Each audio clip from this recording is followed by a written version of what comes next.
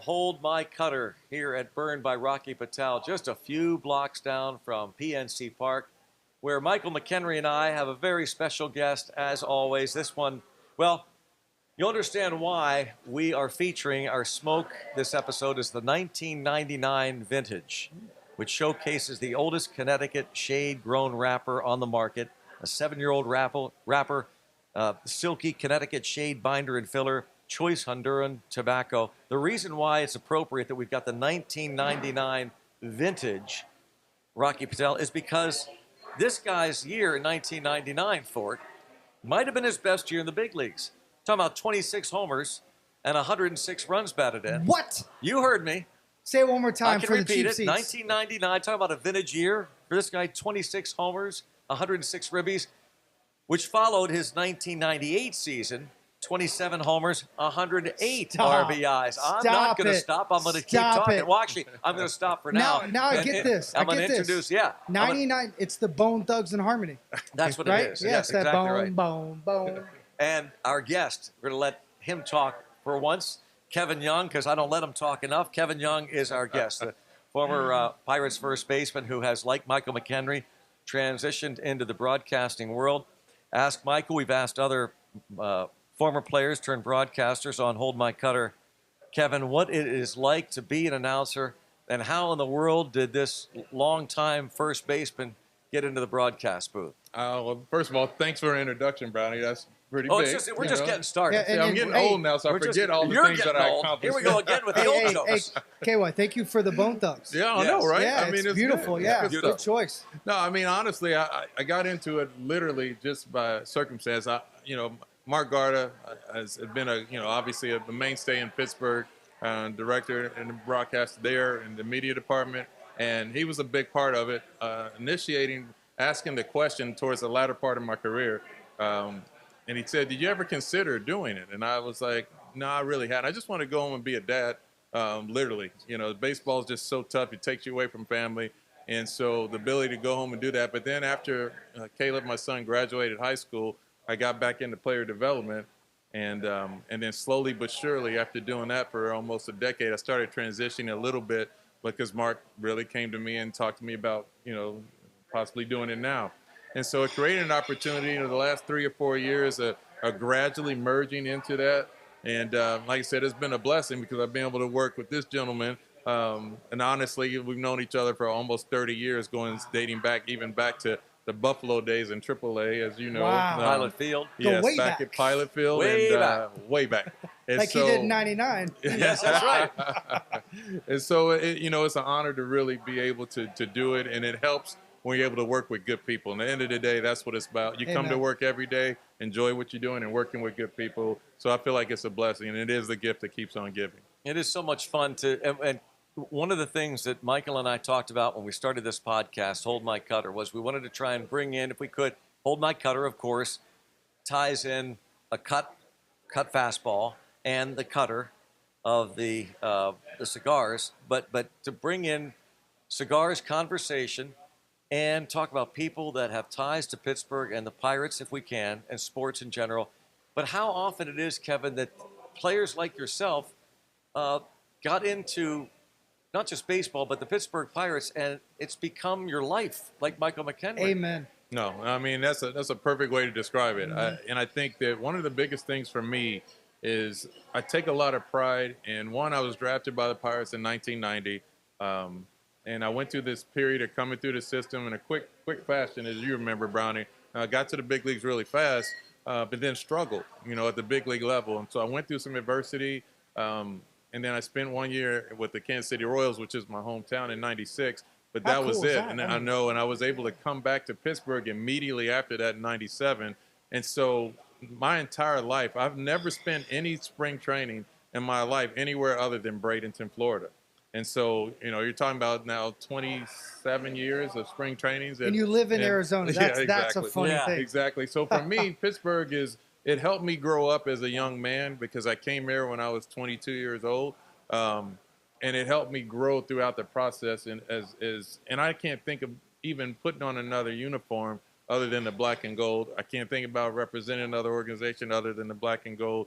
And Pittsburgh is literally where my heart lives when it comes to baseball. And so it's truly one of those things. I look back and I'm so thankful that I've always been a Pirate, and I will always be a Pirate. And I got to know baseball wise.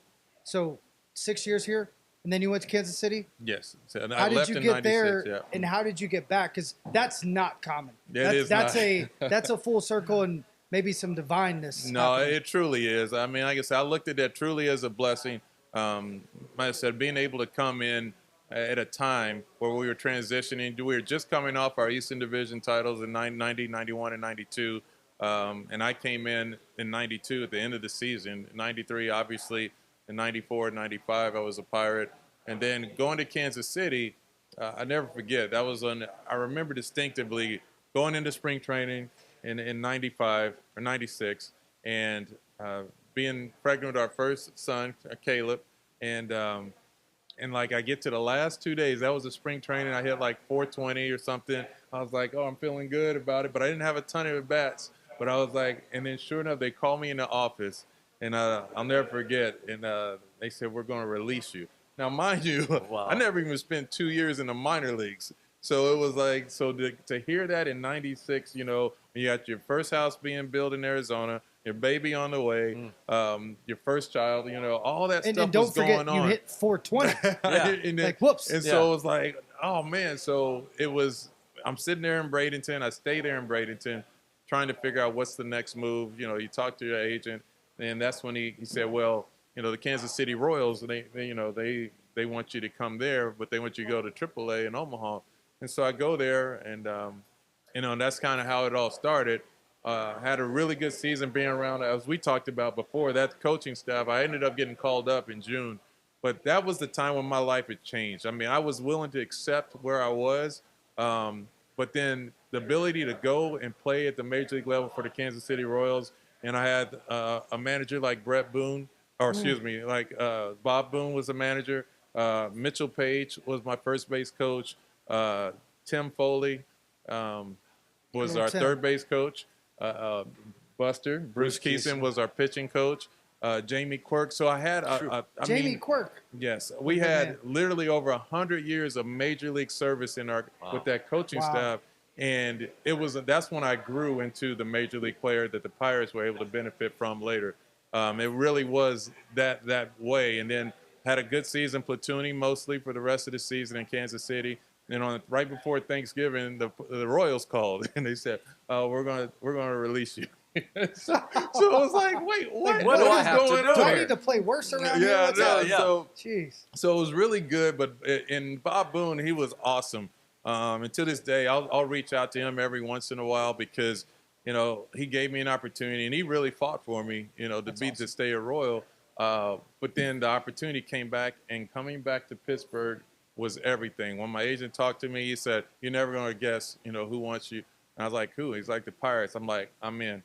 I didn't even ask any questions because to me, I felt like I grew up in the Midwest and in Kansas, so I'm a Midwest kid. So I felt like I let the Pirates down.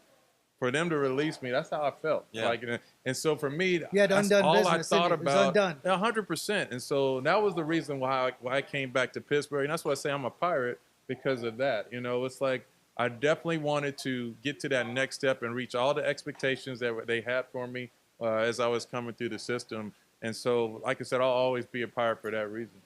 Kevin, you were drafted, as you mentioned, in 1990 out of Southern Miss, 7th round pick. You guys rake still.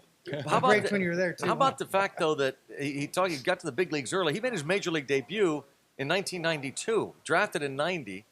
His major league debut in July of 1992. You didn't spend hardly any time in the minors. They call you snaps. Yeah. I know you were good, of course, but the fact that you climbed that ladder so quickly, that was unusual for the Pirates at that time. It really was. It came at two different reasons too. I mean, obviously we were transitioning. You know, obviously coming off the 3 division titles at the time. Barry Bonds was on his way out. You know, that was another one. And we were bringing this youth movement pretty much to the big leagues in a transformation. And so that was part of it. The other part of it was I was a player that had size and had some ability, but you know, in 1991, my first full season, I spent the first 2 months in high A ball at the time in Salem, Virginia. And then after that, they called me up to Double A, and I spent 2 months in Double A. And then at the very end, they called me up to Triple A, and I was like, wait, what's going on here? My You know, gosh. it's like your very first full season, you find you end up your season in Triple A. And so that was unique. And then the next year, you know, you go in, I get the full season in Buffalo, and where I was Rookie of the Year in Triple A, and it fast forward from there. Next thing you know, I'm in the big leagues by the end of '92. Snap. And so but I took a ton load of lumps those years because I did not develop enough to be the best version. I mean, you lose a lot of, I only had maybe, you know, you can probably count, you know, it was minimal at bats. I mean, I just didn't have, I don't think I had 1,000 at bats. Maybe I had 1,200 at bats in the process before I got to the big leagues from being drafted. So you learned at the highest level, and boy, it was a butt kicking for real. The debut, we love talking to guys about their debuts. We kind of kid on the air when you're on the air with us, but do you remember July 12th, 1992? I came in on a double switch, or a pinch hit, I think it was. I think I pinch hit. Ended up flying out. I don't even remember who I faced. So that was the ninth inning. It was Norm Charlton. Okay, Norm Charlton. I ended up staying in the game because I think it went extra innings. Ended up getting a base hit, my first hit off of Tim Belcher, who later was my teammate in Kansas City, which is kind of cool. But yes, I do remember that. That's part of a 7-6 10-inning win. It was a comeback. You were part of that comeback with that pinch hit. And then the first big league home run, I didn't realize until I looked it up. Tell us about that big league home run. So I do remember that one really well. It was the only game that my mom and dad were actually, because they got a divorce when I was 6, but they were both at this game. It was the only home run my dad ever seen me hit live. And so, but it was at Three River Stadium. It was against Rod Beck, and I believe it was in the bottom of the 8th inning. It ended up being the game winner for us. I remember that distinctively, and obviously, rest his soul, Rod Beck passed, later on, but it was one of those things where you'll never forget it. I think it was a left center field.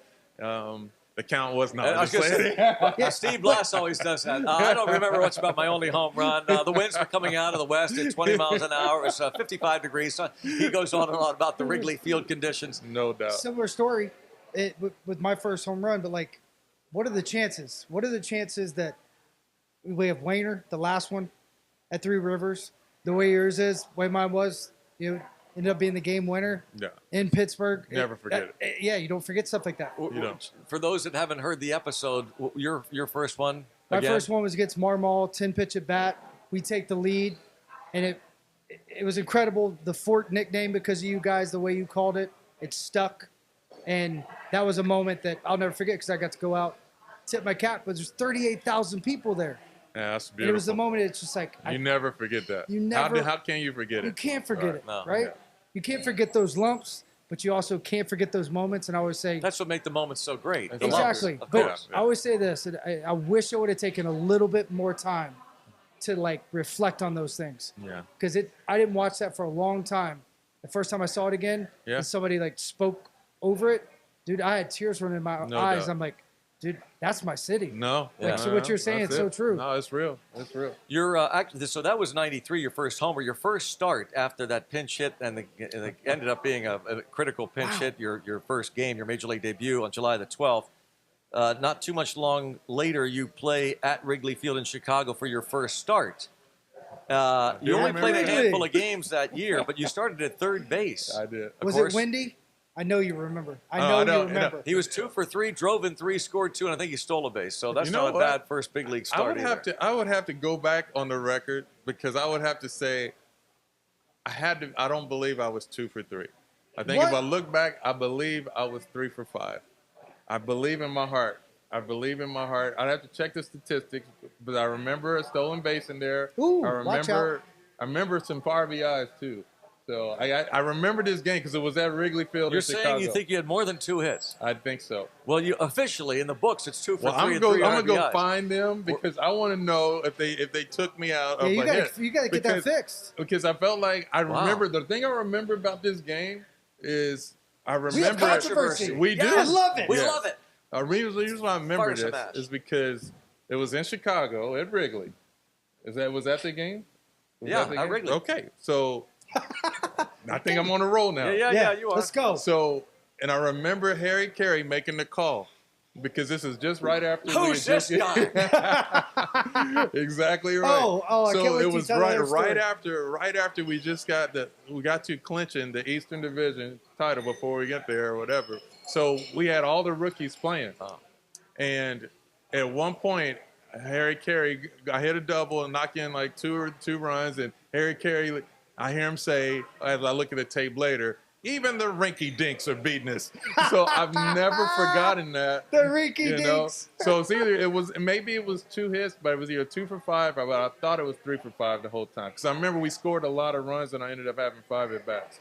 So I think that might be the case. So I'm going to have to look it up. All right, that's good. Well, we'll file a rinky complaint. dinks are Even the rinky dinks are beating us. Wow, holy cow. Who's this young guy? Get me a hot dog. He's only spent a couple of years in the minors.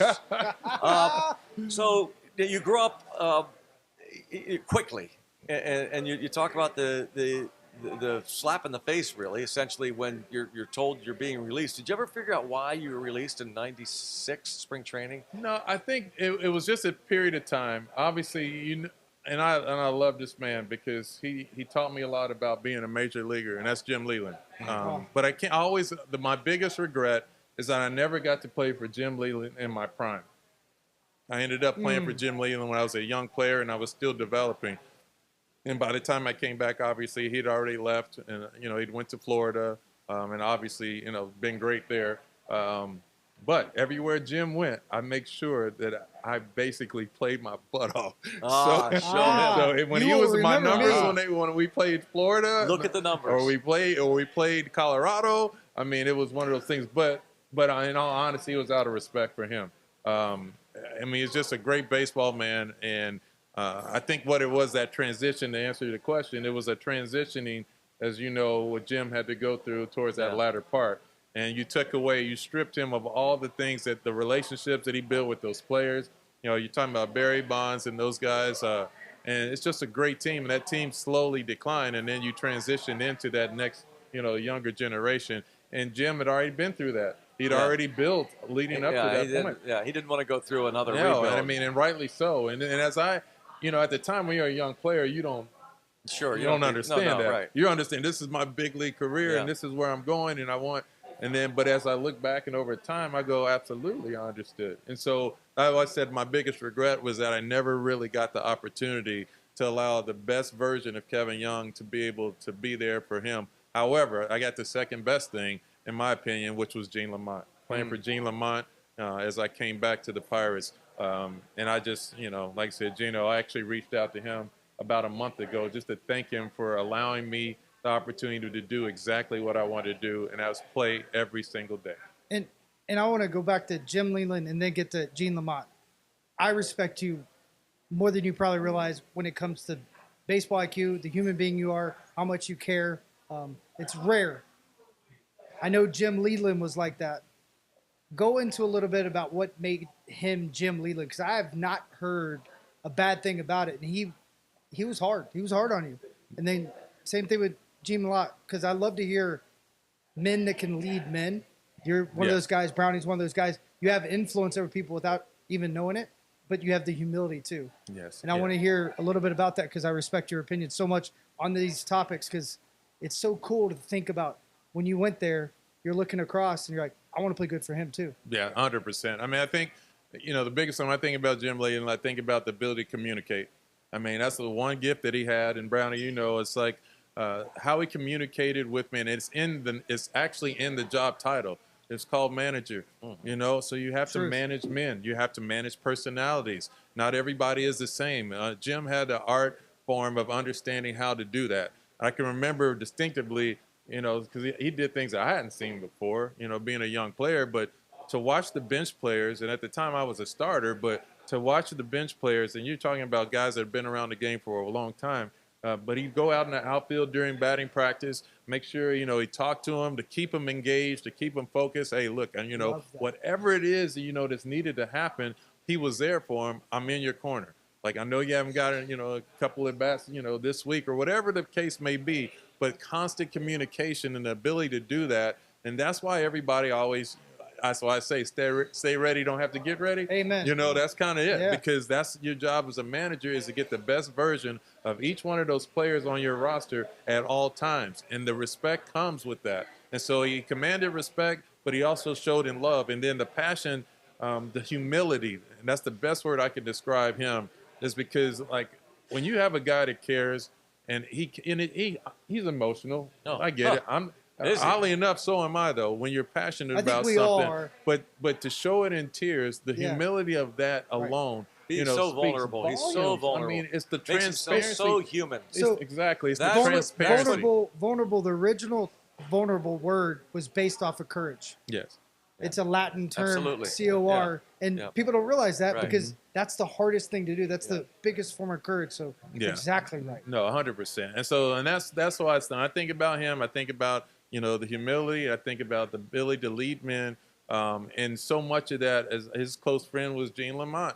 I mean, and so of course, surprise. Of course, I come back and I'm able to, you know, like I said, I didn't able to, you know, play for Skip, but I was able to play for Gene Lamont.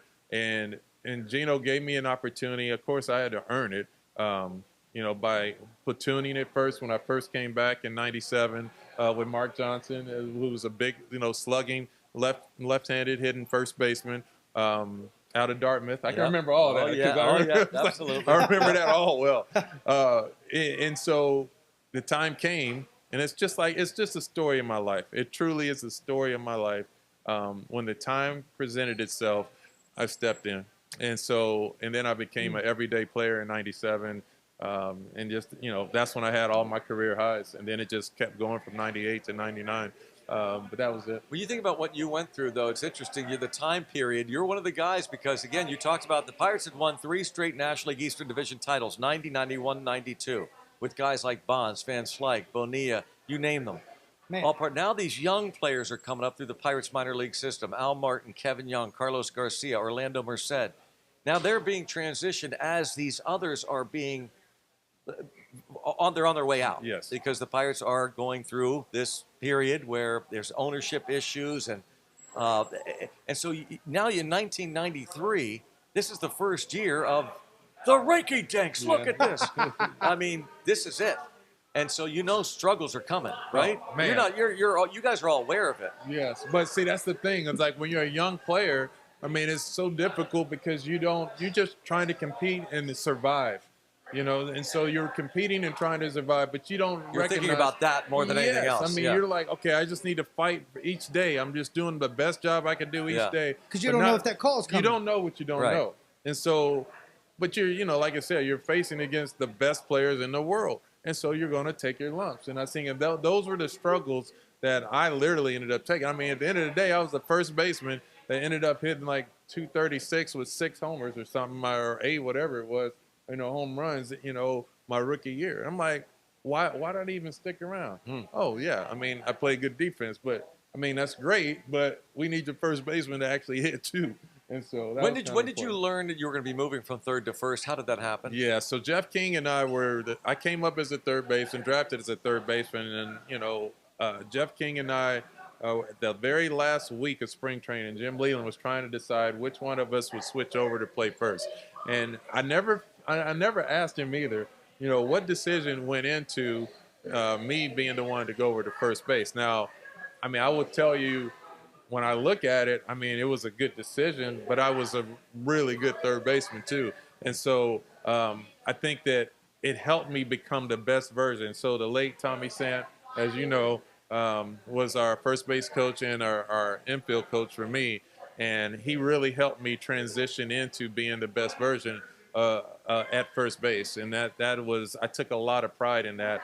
And the 2 other people that really helped me understand that, one was Jay Bell immediately, because that year that I was at first base, that was the year I believe Jay Bell broke Ozzie Smith's long stretch of a Gold Glove winner, and Jay Bell won the Gold Glove, and he actually gave me a lot of credit for him winning. Wow. I thought that was just an amazing thing. Talk about humility. That's another guy. 100%. And so, and for him to say that, it instilled in me the one thing that I could appreciate, which at that position, you can make everybody else better. And that's how I thought moving You forward. touch the ball so much. Yes, you definitely. And people forget about that. And then the second person was obviously Willie Stargell, because when he came back to the organization, those are the discussions we had about how you impact your team. How can you make a difference? And so Pops really helped me in my continual maturation process in defense and making that a major priority for my career. And real quick with Pops, those are probably more just sit down conversations, right? Because being able to be around anybody like that with that pedigree, I mean, I'd be in awe. That kid would always come like, is that an aura? Is that a person? But is that like you just sit down with him, you just listen, right? It's so true. I can remember sitting in that little cafeteria that we had at Three River Stadium in the clubhouse. It's probably like the size of maybe this area right here. It was so small. But it was just me and him one day, and we're just sitting there, and we just talking baseball or whatever, and we had this big jar of like dill pickles. I'll never forget this. And we're sitting there at the table, just him and I talking, and I'm watching him get the dill pickle, and we're talking, and this tell you right now, he cuts open the top of the dill pickle, right? Kind of digs in the middle of it with a spoon, grabs a bottle of hot sauce, dumps it, just dumping Tabasco into the pickle. That's my type of dude right there. And we're having this full-blown conversation. To this day, I have no idea what we're talking about. Still thinking about the pickle. I'm just locked into the pickle, but it was hilarious. But I mean, that was Pops. I mean, we had a ton load of discussions over the years. Did you ever try the dill pickle though? Yeah, I had to. I mean, you did. I do it. And I like hot stuff. So, but he was honestly, like I try to tell players once I got into player development. I said, and I would always talk to young Pirates, and I explained to them in the minor leagues. I said, you guys will never have the opportunity to communicate with guys that we have statues around PNC Park with, but what they've shared gets passed down from generation to generation. So I would share with them some of the things just so they can understand how this game really works when it's done right. That's why this game is so beautiful, because it is a game that we continue to serve each other and pass that down to the next generation because of the greatness that was before us. And so I've always felt that way. And that's why I do kind of miss player development, because, guys, I feel like, history lessons are always necessary. And it really is. We have a gift in player development, so that's a period.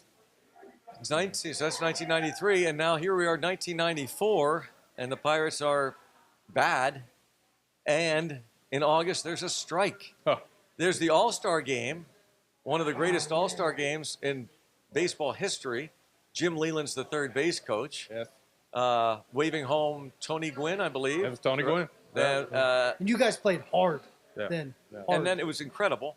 And but then short time later, the strike. What was that like? It was tough, because that was a year, I remember it, because obviously we hosted it at Three Rivers. I still had that jersey with the patch on it, by the way. The All-Star jersey patch. Yeah, that's sick. But we ended up right before we were getting ready to go on strike. The Pirates did have enough insight to send me to Buffalo right before, because that would enable me to continue playing throughout the rest of the minor league. So. And because of, like I said, the struggles I didn't have a ton load of bats before I got to the big leagues. I did get to go to AAA and finish off, the season. And at the time, it obviously it helped because I continued my pay and everything else. So for me, it was a benefit financially, but most importantly, just to continue in my career in growth. And so when we came back, that was probably the big thing. But the strike, to miss a season of baseball, to not have a World Series. I mean, I later on became the player rep, as you know, in Pittsburgh. And I just, that one was painful. That to me was probably the biggest thing. I remember the Montreal Expos at that time. They were the best team in baseball. And I often wonder if you didn't have that strike, would the Montreal Expos still be probably here? You know what I mean? Probably would. Yeah, why do you guys say that? Because I mean, best obviously, team in baseball, good chance they're going to the postseason. They were stacked. They were stacked. Well, I knew how good the team was. Yeah, but so they go if they go to the postseason, they continue. The strike's the first week of August. There's 2 more months of incredible attendance at Olympic Stadium. This huge stadium up in Montreal. And people were fired up for that team. Yes. And if that continues, I mean, I don't know how it would work. I just went to Montreal Formula One. That place is awesome. Oh yeah, it's tremendous. Yeah. So that's cool. But so okay, so there's no World Series obviously. Now you're in the minor leagues though. Pirates had the foresight.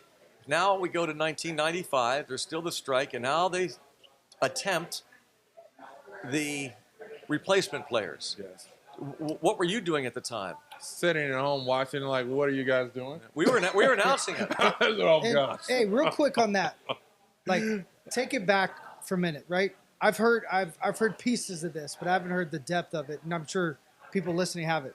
How did it all like unfold at the beginning? Because you're young, so you're probably like this. What do I need to do? Because everything's shifted now, Yeah. right? They don't even do the meetings the same way anymore. All right. And I really want to understand, like, it was like real then, because Yeah. I got to see it on the other side and the passion they made us have about it and how important it was. We got that benefit, like you were talking from Pops, from the stories coming down. Mm-hmm. Yeah, for me, like you said, I mean, I was such a young player at that time. You're literally talking about being in the league less than 2 years. Yeah. And so to be able to sit there and watch and pay attention to what was going on, the thing I remember more about anything about it was the fact that, yes, they have replacement players, and I was thinking, how is that ever going to work, you know? But then you're also, like, the union was so big on making sure you knew who the replacement players were, you know, because that was a big thing as And well. they called them because scrubs, right? Yes, they did. Or scabs. Scabs, yeah. yes. And Anybody so that breaks a picket line, essentially. yeah, and so and then the back end of that is go fast forwarding to Homestead. Remember, because that's when they sent all the free agents that never really got picked up, and that's Homestead, when Florida. Yes, Yeah. the collusion, the whole everything. Everybody was talking about collusion and how they weren't signing any free agents. Because at that time you gotta remember the bench was pretty much stacked with. You know, you had some veteran guys that were coming off the bench, and they were making, $1 million and some change. And so it was a big deal. The owners are like, well, no, we're not doing that. So a lot of it changed, the concept. But for me, I was watching this whole thing develop, and then that's when I wanted to get involved later on. That's why I ended up being the player rep as we move forward and representing the Pittsburgh Pirates from a union standpoint. Now, there were some people who were good friends of mine who did cross the line. To this day, are friends of mine. And what did they say? Tony Beasley, Keith Osick. Tony Beasley's one of the great human beings of all Yeah. time. Yeah. But those decisions, I mean, it's easy to say. Yeah. But go talk to them about the opportunity that they got. Yeah, That's that's exactly why I right. always So, say I can't imagine if it happened It's now. not Yeah. black and white for Yeah, me. no, And I'm not it never is. obviously No. not involved in the players union. And but for me, like I said, when you look back, obviously Keith Osick and I were playing. I mean, we played against each other in college because O went to LSU and I went to Southern Miss, and so he's a backup catcher, by the yeah, way. so he was a C2 and to Jason Kendall, which you're a C2 to Jason Kendall, you never played. Yeah. But Did he have a nap pod or what did he do? so, but at the time, I mean, he was not on the radar at all just to even have an opportunity to play in the big leagues. But you're talking about a guy that went to LSU, a good program, understood the game really well, understood how to be a good teammate. But he knew that, man, this might be my only shot. Yep. And so I could understand what he was going through. You never know, guys. You're talking about The reality, young right? You 20-year-olds. don't know. You might be having your first kid. You might be going through whatever it is. You're going to take care of your family. And so, but at the time, that's how I remember it. I remember it later on in life, how they may want you to look at these individuals. But at the end of the day, if he's on this team, he was my teammate. And so that meant more to me than anything. And so, it was odd at times when we had, like a union meeting or we had the Players Association come in and those guys Have to leave. they can't Gotta leave the room. Yeah, they'd have to leave the clubhouse. How weird is They that, can't- Fort? It's Yeah. crazy. And It's so- crazy, You but guys I have to hope- leave the room. I hope that the conversation was had, because like some of the guys, like Greg Ritchie, he was my hitting coach. He's a good human being. I think you could learn, like, what was it? Why? How can we be better as a union? I think sometimes that's the miss that the union has, because I was a rep too, and sometimes it gets divided. And you're talking about a divide that made more It's sense with bench necessary. players. No, it and- was necessary. You have to draw the line. You have to. draw a line. There's no Absolutely. doubt about that. Because if you don't, I mean, there's fraction, and once there's fraction, there's break. Yep. So that's just kind of one of those Yeah. things you have to deal with. I mean, we all make our choices. Like I said, we get to choose. We don't get to choose the consequences. No doubt. And that's the way life is. And so, Truth. but we were able to work through that because when it comes to being a team, we're all in it together. When things good. are different, I'll never forget, because Jay Bell was the rep, and he and I would have some Yes. major passionate arguments and discussions. Man, I would have loved to have been leading a up fly to on the that wall. strike. I mean to tell you, because I'm representing the the fan side, the pirate Right. side, And that's who gets hurt the most. oh let's be yeah, honest, no matter what. But it is and a Jade's reality. one of my favorite people of all time. But my gosh, how times have changed. That would never happen now, of course. But so 95, the replacement things that ends. You guys get back How into long it. did that go, guys? Couple weeks into spring training. Yeah, it wasn't. And you're just on the whim trying to stay ready? Oh, everybody was ready. Because I mean, you got to stay ready to. yeah, stay ready. Don't have to get ready. It didn't take long for Right. to break up that camp, and Right. about a week later, a shortened camp for the And real get big going. league. Yeah, Love got it. going again. Yeah, and that was the year that, for whatever reason, the Pirates decided, you know what, Buffalo's a really good AAA place, but we're going to move to Calgary. That's No. another discussion entirely. No. That's for another episode. And That did you is play for in the another Buffalo episode. Stadium now? Yes, It's still- but it was beautiful and it was packed. There's a big league ballpark for a trip. Even look, when now I we- first went there, I was like, They there's were a getting third ready deck. for major leagues Yes. There's a expansion. third deck. That's another episode entirely of how that I was wanna hear all it's about all it. a setup. It's Yeah. it's an amazing story. Yeah, it really is. Stay tuned. Yeah. Stay tuned. But and as to why that relationship fractured Yes. too is also interesting with Yes, Bob and it Mindy is. Rich, the great owners of the Buffalo franchise. And I remember having lunch with the team president at the time, asking me the dynamics because I had just become a broadcaster, having been in Buffalo for 5 years. And anyway, that is That's another wild. episode. So now that's 95. You mentioned the 96 season, Jim Leyland's last, and you are now in Kansas City. Now you return in 1997, and Leyland leaves, and now it's Lamont, who is his longtime friend, right-hand man. And the Pirates surprised people that year. Low payroll. And it was a bad division, the National League Central. The Houston Astros ended up winning it at the very end, Literally. the last weekend of the season.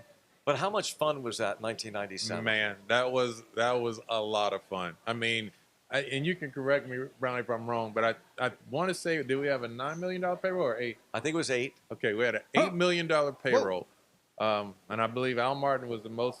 Yeah, he was the highest paid on our team. Was it Albert Bell who came in with the White Sox? Or Yes. I think so. Yeah. And they talked about how he was making more money than the entire team. Yeah, it was. The and that Pirates was took that series, and it yes. was crazy. That was People, a pitch. it's so funny how things have changed. Pittsburgh embraced it. They They embraced did. the low payroll Pirates. They loved the 97 team. yeah. And now, of course, they talk about why don't they And- raise the payroll? Why? Why do Right. you think that was? Well, I They tell love you, the underdog. Yeah, that was it because it represented the city. We were a hard-nosed, blue-collar mindset. We would scrap, we would fight, we would do everything we could, and it was a bunch of guys that just completed and they played hard. So you can imagine, it didn't matter, necessarily the wins and losses, but it's how you lose. It matters a lot of times. The expectation weren't as high. I mean, you have an $8 million payroll, you're not expecting, but then you come to a home game, which we played really good at home. Yeah. I mean, but we played, like I said, takeout slides. We were laying you out, getting down the line. I mean, great plays, effort level, all that stuff that matters. And then, as Brownie said, I mean, you have these big payroll teams that will come into town, and then we would just hand them their lunch, and then it was like, what happened? It was like, but it represented who this city really is. I mean, you get after it, you grind it out, you figure it out, and you don't make excuses. And I think that's why the city That was should able be the to best life embrace. lesson ever. No, I mean, I think that's why personally, I think that's why that team meant so much to us is because, I mean, we are all going through it together. We're all young. Some of us were just getting married, just having kids. And so we felt like we were literally all in it together, fighting for each other. And I remember that season and the names off that team like it was yesterday for that reason. And some of those names? How about, first of all, Kevin Elster was, right? Yeah, you know what? He did. He came at the He was like a free agent at the end of his career with the Mets. Every time you say his name, I laugh because he was a big Hootie and the Blowfish fan, and they loved him, and so they would hang out. They would come and hang out on the road, and so I mean it was just kind of cool. So Elster would bring the big boom box. Yes, he would. And back then they let announcers before the evil Ed Sprague stopped you guys it. were all a and team. I'll call him out love right it. now. Yes, He's a coach somewhere. The evil Ed Sprague. Oh, man. He took us out of the buses, but we used to Evil hang out. Ed Sprague. Evil Ed. Yeah. Shame on you, Yep. Evil Ed. But Elster would bring that boom box, and he would play it on the back of the plane, back of the bus, every constant Hootie and the Blowfish, Hootie and the Blowfish. I just wouldn't imagine who. I love Hootie. That's so great. funny. But yeah, so I mean, but you had guys, you had the Kevin Polkovich, Well, Polkovich took over when Elster got hurt. Yes, exactly. And they thought, oh, this is it. Because the big guy, Elster, 2 weeks into the season, he gets hurt, and this guy named Kevin Polkovich comes in. Pokey, he comes in, a little shortstop. I mean, looked like a little bodybuilder. He's a little bitty dude, but he played his butt off. I mean, he lay it on the line every single night. Adrian Brown, Jermaine Allensworth, all these guys, they you just never were mainstays moving forward. But these are guys that, like you said, Jason Kendall's behind the plate. And then myself, Al Martin. I mean, we had just a ton load of guys that just got after it. You had a bunch of dogs. Yeah. I mean, and that was it. I mean, you had some really good pitchers. As you come to look at that staff, guys like John Lieber, Jason Schmidt, they went on to other teams and dominated. They really pitched. So that was all us in one big melting pot of just, figuring it out and going out and competing every single night. That was the freak show year, by the way. That was. And it was Kevin Young's at bat that started it all in Montreal. That's right. Lee Smith. Yes. Kevin Young hit a grand slam off Lee Smith. Hey, and that started the freak show. No, I remember. Straightaway center. I remember that. Like it was yesterday. You don't forget those. His call, so. Right? I mean, I'm sure seriously. We got to get that. I want to go look at that. I love those old calls. One was good. Well, that was incredible because what happened in typical Bob Walk fashion. We had talked about home runs. He didn't call it, did it? Well, no, we were talking about home runs and how I think Earl Weaver loved the 3-run homer. And then Bob said something about, how about if Kevin Young hits a grand slam here? I said, well, that's kind of freaky. And then he hits the grand slam, and freak show. And then Keith Olbermann and Dan Patrick on SportsCenter that night dedicated it to the. Anyway, and it kind of again, the city and a fan base embraced that. The team embraced it. Players started yelling "freak show," and crazy things would happen. That's why it was such a fun year. That was '97, and then Kevin Young, that's when it started for Kevin Young. 97, 18 homers, 74 RBIs. The following year, 27 homers, 108 RBIs. 1999, 26 homers, 106 RBIs. Out there every day playing banged up, hurt, and playing a great Gold Glove caliber first base every single day. Banged up and hurt. Did I hear that? Yeah, ever heard of that before? Banged up and hurt. Wait, we didn't have scheduled days off. You said banged up, hurt, and playing on playing. artificial turf, by the way, every day. So how many days? No, that is carpet, guys. Artificial turf is that nice stuff they have now. You guys played a bad carpet. Yeah, you're right. But they pulled us on with that one. with very hard. But what was it like concrete. going out there those days when you just were like, I got to get up out of bed here. This is not easy. It's nice because I mean at that time I'd already had 2 knee surgeries. And so I think the biggest thing about that was at the time, our team doctor, he really You knew looked him well, at me, obviously. and he looked at me and he goes, Jack Phelan? no. Oh. No. Oh. No, he was the one that performed the surgery, okay, the first one. And so, we look back and we think about that, and he looked at me and he goes, I don't know how you plan on these knees right now. And so, and you were raking on those knees, and for me, it's like I didn't really have a choice. This is where I'm at. You didn't know any better either. Yeah, I mean, you don't like think about it. You play. You play the game. Yep. That's what it comes down to. And Patrick, Pat was awesome. He just told me, he's like, I don't know how you do it. Pat Tomeo. Yes. Yeah. And so I was like, I mean, this is what we do, and we just figured out. He made sure that I was good. I was good to go throughout the rest of it. Shout out to the great Pat DeMayo. Yeah, absolutely. Pat. Hey, I love you. Pat. He I told love me, you. I always have. Yep. Absolutely. You and Miss Anita are awesome. So he told me when I hurt my knee here, like, hey, this is what I would do, and I found somebody that would do a little bit more risk of a surgery, but like I'll never, not respect that man for just being up front. No doubt. He gave me options and thoughts. He didn't just say, this is what we have to do. Talk about a guy who cares, by the way. Yes. Pat DeMayo. Oh, my goodness. Yeah. No, and when you're in I didn't know his he'd been here office, this you are the long. most important person in the world to him. There's nothing else that matters. You're Nothing exactly else right. Nothing else matters. That's all he does. Wow. And he doesn't want to hear any outside noise. Right. It's you and him. Yeah. And this is it. I'm going to take the best care I can of you. So We'll have him on episode we later love on. Pat DeMayo. Yeah. Yes, we do. Now you're going into the late 90s, and now in 2000, it's the last year ever at Three River Stadium. What do you remember about that? That I wanted to cry. Yeah. I mean, Because that's your home. I love Three River Stadium. Yeah. The history that was at that ballpark, and then the history that I was able to share. That's my first home run personally. But more importantly, the history that the city of Pittsburgh was able to share. You know, you think about Willie Starrs or Roberto Clemente. You think about all the guys that, you know, Steve Blaster we get to see and talk about, you know, these guys, you know, John Candelaria was a teammate. I mean, I can go on and on with the names because the relationships that I was fortunate to have with the alumni afterwards.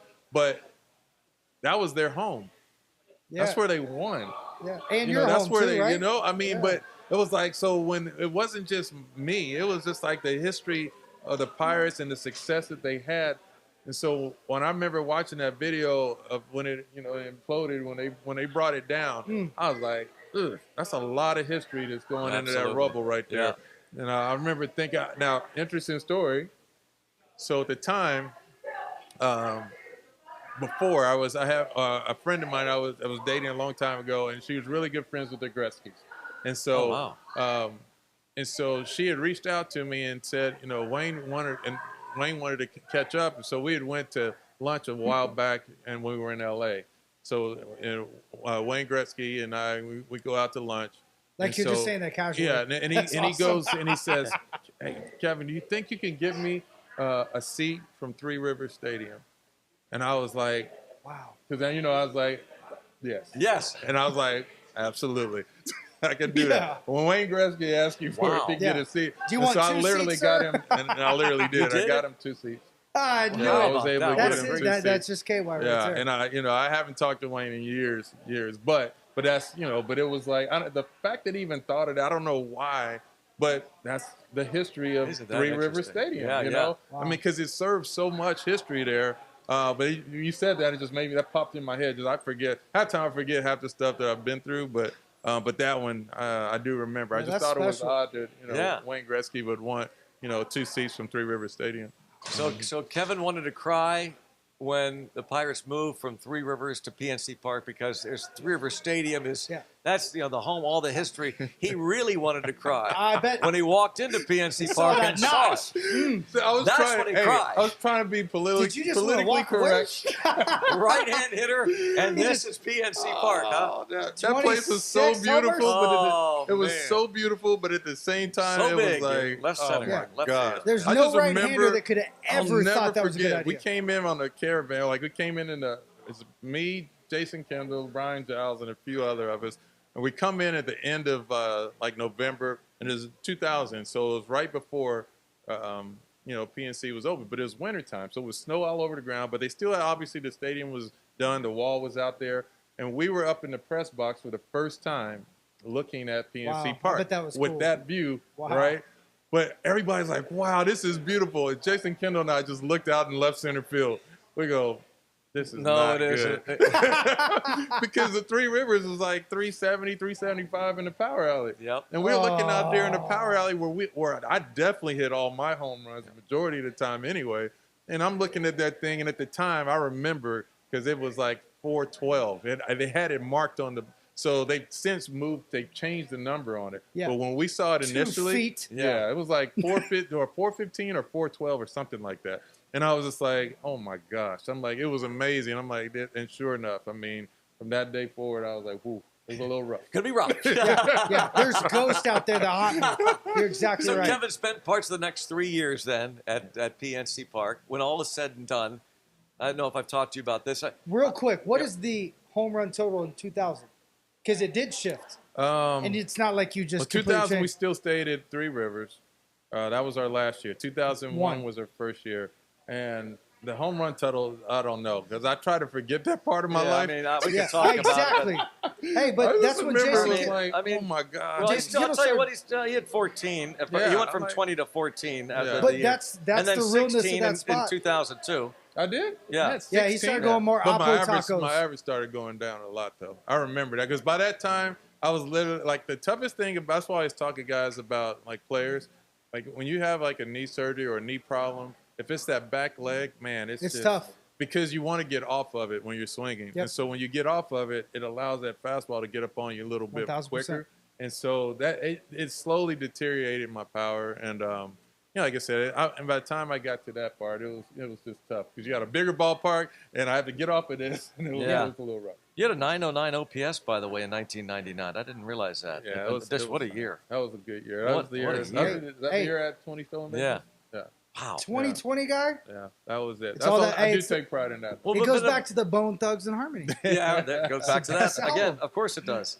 But we love the history. We talked about that. And, the fact that for me it's really cool in all the years of Pirates baseball in the modern era since 1900, Kevin Young has played the second most games in the history of the Pittsburgh Pirates at first base, behind only Gus Sir, who was a great player in his own right in the 30s and 40s. History. And you get a chance to meet Gus Sir toward the end of his life. I did. I remember actually him coming out on the warning track out at first base. So actually out at the front of the third base dugout. In 2000, the last year of Three Rivers? Yeah, no, this was in PNC Park. Oh, it was, okay. Because he was still alive then. Okay.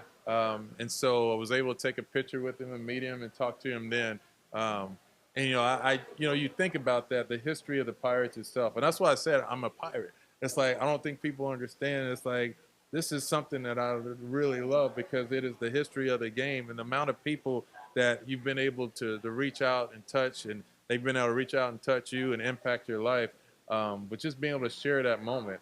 I think I have a picture of that somewhere at home too. And it's just, it's another memory that I get to hold on to because you forget, Brownie, as you know, we've been doing this a long time, and you forget the amount of people that have impacted your life sometimes until you hear a story. And then it just immediately brings you back to that place. And so this game is truly the gift that keeps on giving. Mm-hmm. And I really feel that way. And I just want to continue doing that as long as I have an opportunity to. I think the Pittsburgh Pirates, if I'm not mistaken, are in the history of North American sports, the third longest continuous franchise in the history of sports, North American professional sports in this country. Wow. You think about the incredible history between this city and this baseball team. It doesn't have to hold a candle to anyone. Right. And that's what bothers. That's why I get riled up. The people, no disrespect to Tampa Bay, Arizona, Miami, any expansion team, the Mets for that matter. But you're not the Pittsburgh Pirates. Respect that's why your it's elders, so important. sirs. You're darn right. Yeah. Respect history. Right. That's exactly it. And now we've gone full circle, and now as a broadcaster and doing these games, what do you like best about it? You're up there at a different angle, looking at different things. What's the biggest challenge? I heard when players transition from the field to the booth, there's a disconnect for a while, and it's a little frustrating because you want to be down there and help. There's nothing you can really do to impact a win or a loss. Is that still frustrating for you? Looks like it is. And how about you, Kevin? In case you're listening, by the way, and not watching, he just came Michael on McHenry this side full time. Yeah. Big exhale. Well, I mean, for me, like being in player development, I did have and mending the two because I actually merged, in player development and be able to merge the two. And I do think, obviously Ben Charrington for giving me the opportunity that I was doing prior to of doing both. And so what it enabled me to do is a lot of times I would go up to the press box and I'd find a little corner somewhere else, in the room, and I would just watch the game, and I'd do all the stuff I would typically do when I was watching a game. And so my mind was working from an offensive coordinating standpoint, and you could see things, and I'd always like, man, I wish these guys could see the game from this lens. Because when you're in a dugout, you can't, it's almost like you can't see the forest due to the trees. Right. And so the game does get, I don't want to say easier, but you see with more clarity. And when you have a guy like myself and John Wayner, which, we think and see baseball very similar in details. We think about all the little bitty things that actually can help you, determine, wins and losses. And so the little things matter. We just dealt with that. But that's what I felt like, I was able to do from that lens. And so then once, now, being removed from player development, I just sit to see the game that from a specific lens, but you still get to share with players, if you have relationships or coaches possibly if you have a relationship, but you don't, you're not going to do that willingly and openly unless you're asked. And I've always been that way. I'm never going to come to a person and say, this is what I have, this is what I have, because some people aren't ready for that. You have to, I always feel like a person that never asks questions is a person that I usually don't want to spend much time around because they don't seek knowledge. And so, but I always want people to, because even if you ask a question and you might not get the answer that you want or that could be helpful, you still took the time to ask the question. That's how you grow. And so that's growth. Right. At the end of the day, that's growth. And so, but I think to your question is the ability to see the game at a different lens and then be able to offer something for me specifically can help the one organization that I feel loyal to. And so I think that's where I always think about it when I was in that position. Now it's obviously different, but I see the game, and I love giving players credit because I know the game is hard. We talk about it all the time. It is extremely hard, to be a good Major League Baseball player. You played every role. That makes it even more like, wow. Yeah, and so I think those are the things that really get me excited about being in the broadcast booth is that it's the organization that I love and care about. It's the players that I want to see successful, and it's the city that I want to see be the beneficiary of all of it. And I think that's why I love doing what I do at this point. Oh, so well said. And going off that, like you and Rock are incredible at seeing those little things. And I literally listen to you guys just about every day because I love listening to the fact that because you can still hear that coach. And I don't know how it's represented anywhere else, but like hearing it, and then when the passion comes out, because you can still see like, hey, if that was a young guy, you'd put your arm around him. You'd be like, hey, what were you thinking there? You wouldn't overstep. You would ask them to explain it, and you never forget when you go at it like that. And that's what's so cool.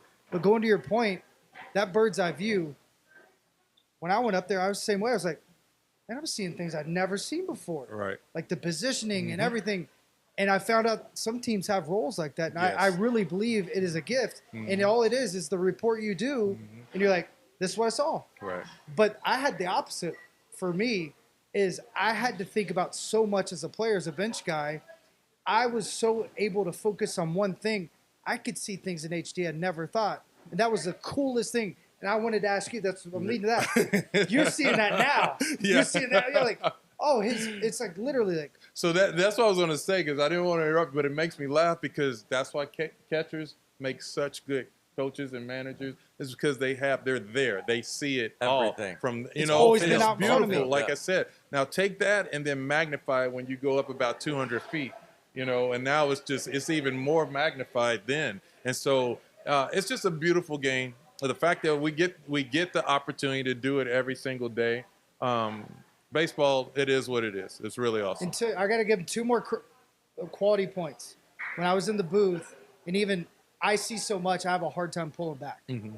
You and Rock, yeah. Really? It just is.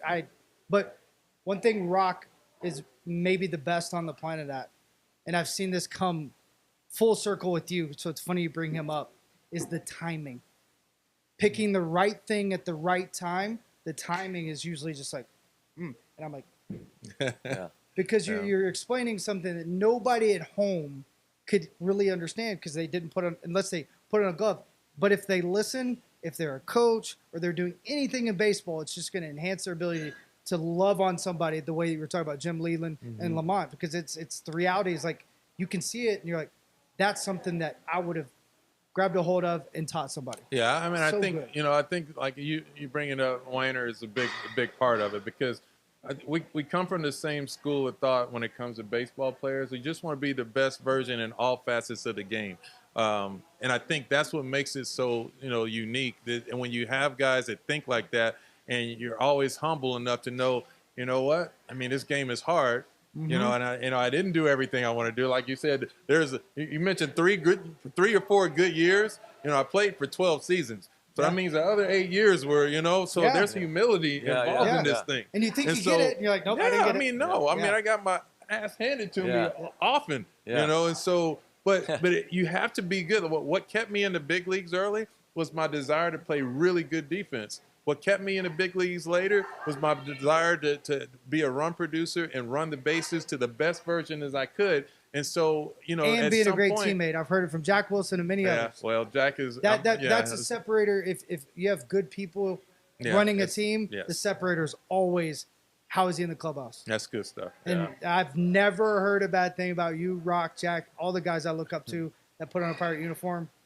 No, I appreciate that, and that always means a lot. Because I mean that's when you know you're doing your part. I say it over and over again. It's the game that keeps on giving. Right. And the minute you lose that concept, you are not a major leaguer anymore. You know, I mean that's the way I feel about it. If you can ever lose that, that is part of being a major league baseball player. You have to understand that that's what it is. It's not just the glitz and glamour, because that's going to fade and it's going to go away. But if you can continue to serve the game as you get to that certain part of your life, that's what makes you a big leaguer. And that's why you are also getting off the bus, whatever your name is, Evil Eddie. The reality of it is that's why we're all teammates, because it's about the Berg. It ain't just about what's on the field, right? You got to come together, because this city, that I feel it more right now, passionate-wise, than I've ever felt my entire life, that if you surround it, you're right. And it's been ingrained so deep with the rubble of Three Rivers and everything else, you just got to let it be. the hate, the frustration, the losing, the winning, all of it. You can't take that away. Embrace You gotta, it all. Yes. And the cannonball. Got to embrace the cannonball. Great words from the fort and great words from our Oh, guest. my. By the Oh, way, my. hey, Little Hurt.